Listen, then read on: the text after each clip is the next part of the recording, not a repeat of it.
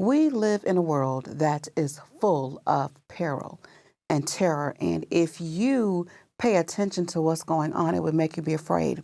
Even in my community, the latest mass shooting, which happened in Aurora, Illinois, is right by my house, an area that I frequent quite often. And I was looking at that and I knew people who were actually trapped in that building. And if it were not for the divine protection of the Lord, if we're not for the comfort of knowing that God is taking care of us, we would be afraid to leave the house or to do anything. And yes, the enemy is raging and everything seems to be going crazy right now. But when you have faith in the power of God, you don't have to be afraid, because that's what the enemy wants us to do. He wants us to shrink back in the face of all of this destruction and mayhem that's happening in the world and lose faith in God. But no matter how terrible things get, no matter how bad it is, no matter what I see people doing all around me, I know that God is real and I trust God. I believe God. And when we have that assurance, it allows us to walk and live and do what God told us to do, which is our ultimate goal. So no matter what's happening in the world, let nothing make you afraid. Step out, be bold, and make sure that you are carrying out the work of the Lord.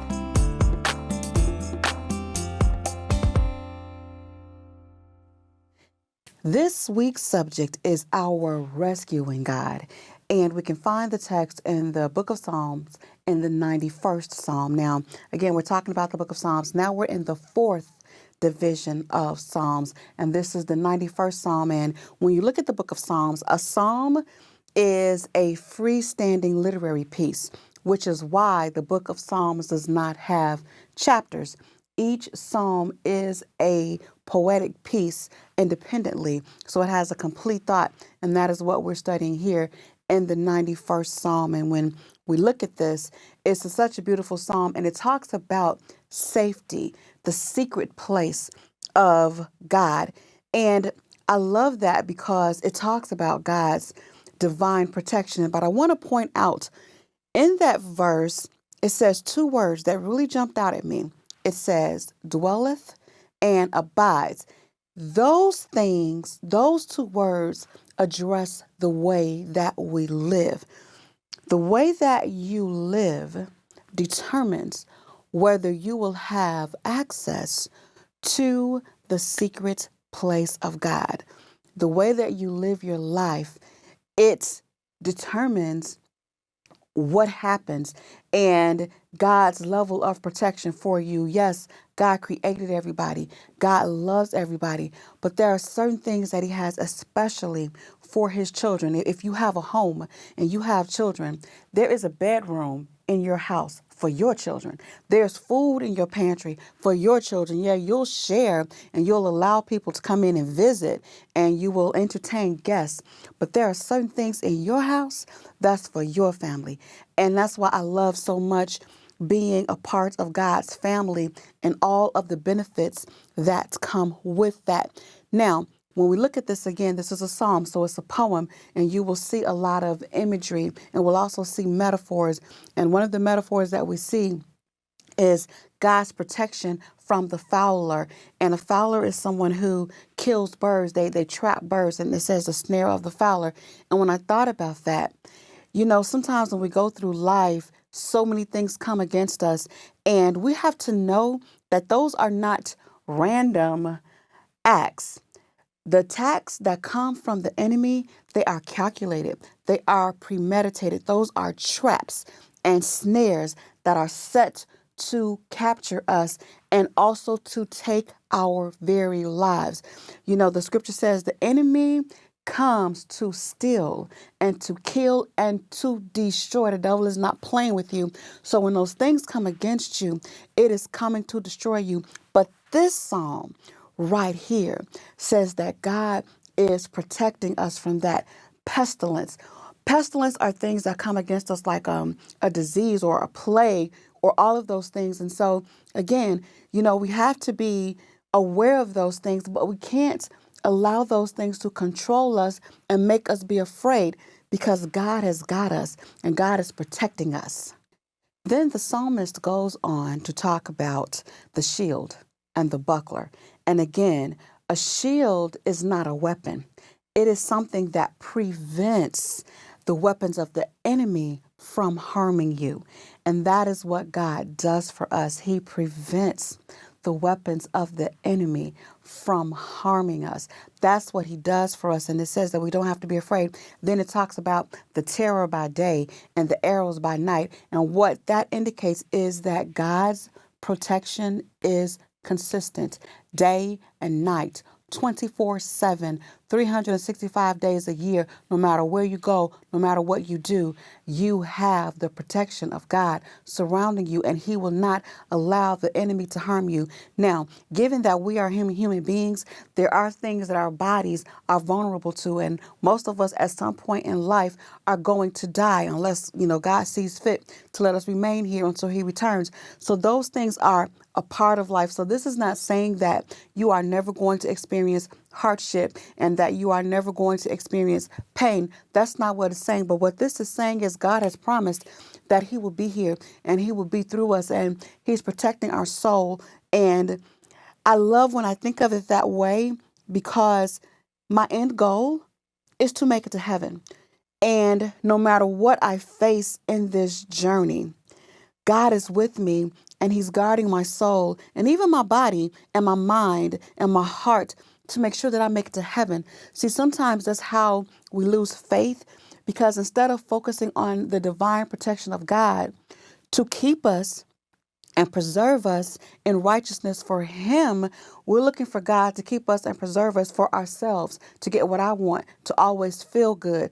That's not what God promised. But God did promise that he would go with us and that he would not leave us. And my mind just automatically, it just jumped to the New Testament with Stephen. When Stephen was stoned, the divine protection of God did not keep them from stoning Stephen to death. But what it did do, the word says that Stephen looked up and he saw Jesus in heaven standing up for him. And see, as long as I know that I got Jesus standing up for me, I'm not afraid. Whatever I have to go through, I can take it. Whatever I've got to do, I can make it, because the Lord is on my side and he's protecting me and he's keeping me.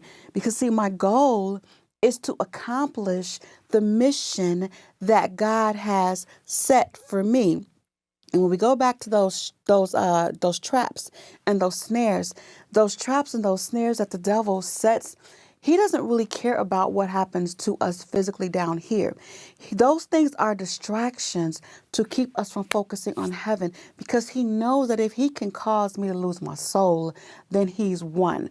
And that's what the psalmist is talking about, the power of God to keep you and protect you and sustain you and preserve the righteousness of God in your life. And then I love this verse because it says that 1,000 is going to fall at your side and 10,000 by your right hand. He said, but it's not going to even touch me.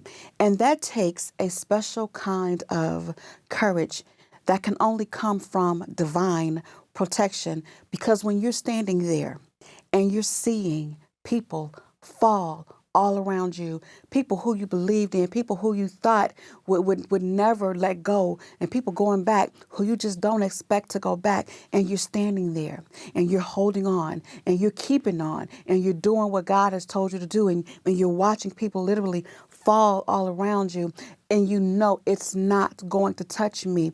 And that is a reassurance that only God can give you, because sometimes when people start to fall, it's easy to get afraid, and you say, well, if she couldn't do it, I couldn't do it. If he couldn't make it, I can't make it. But see, I'm not comparing myself to anyone, because there's only one God. And I know that God has the power to see me through. And through the power of God, you don't have to fall. And so it talks about that and God's protection and the fact that he's always there with you. And again, we don't have to worry about evil and people coming against us. We don't have to retaliate. We don't even have to address it, because God is going to reward the evildoers. They are earning whatever God has coming to them for the things that they have done. So we have to just focus on God and let God take care of the evil. And not only that, the text says, this beautiful psalm says that we have angels. They're watching over us, and they're keeping us in all of our ways, and they're guarding us, and they're protecting us. And so that says that we're so significant to God that He has assigned angels to take care of us. That's how much He loves us, to make sure that He's okay. And then toward the end of this psalm, the voice shifts and it becomes the voice of the Lord, promising to deliver, promising to take care of us, promising to provide for us and bring us through whatever we come through. So now we have the psalmist, right? It starts off talking about how good God is and all of the things that God is going to do for us. That's good enough. But then we have the words of God Himself. We have God's promise to be with us. And that is enough to sustain us. And the text even talks about animals, how we don't have to be afraid of these vicious animals. You know, by my house, it's actually coyote mating season. And the coyotes are out and they're issuing these advisories on how, you know, the female coyote is out looking for food and they got to make sure that they have enough food so they're a little bit more aggressive. And I was coming in late one evening and I heard the coyotes howling and I thought about it. I said, okay, Lord, I'm going to need you to protect me from these coyotes.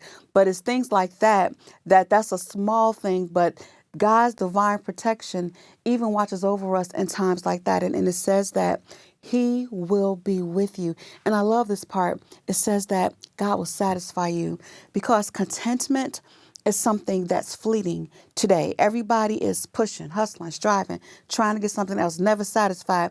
But God will satisfy you and give you a sense of peace and contentment and love. And when you think about God coming to your rescue. You know, my dad likes to watch Westerns where they have the cavalry coming in. Well, you know, I got a Calvary.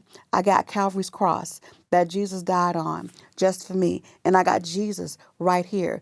And He's there with me. I've got God's protection all around me, and that keeps me safe.